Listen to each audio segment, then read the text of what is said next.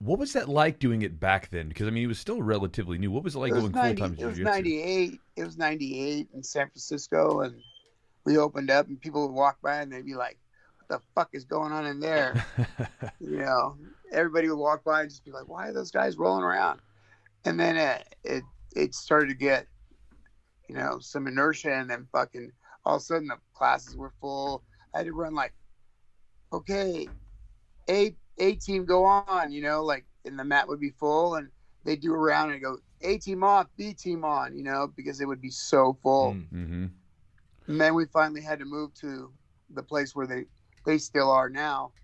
And it's you could fit a lot of people on the mat at one time.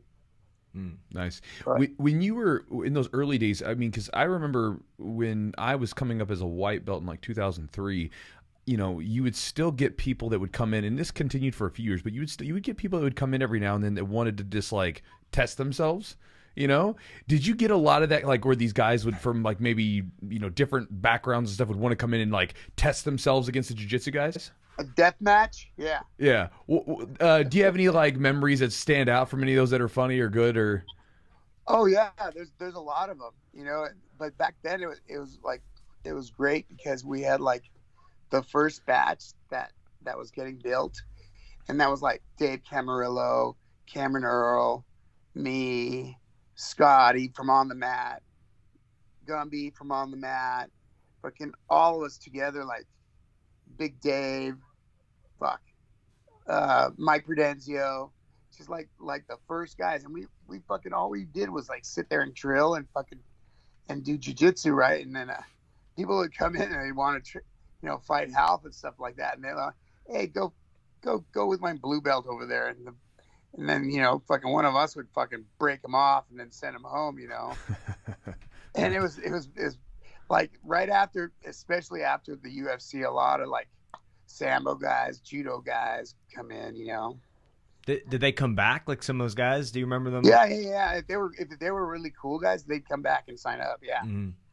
Yeah, I mean, it's like it's the ultimate way to. That's the proof right there, right? That's the best marketing right there. You come in, we show you what we're all about.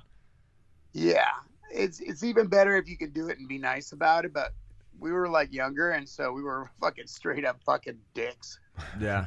Do you think the explosion, like, or like you got a lot of new students? Was it immediately after the UFC, or was it kind of just like kind of just build it, like it built progressively? The UFC definitely did make an impact, like, of people who like were martial artists and looking for martial arts, you know.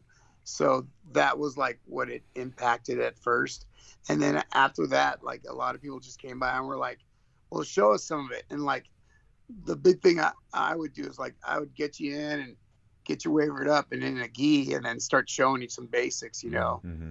And then the people would be like, "Wow, that's pretty cool. I want to do this." So.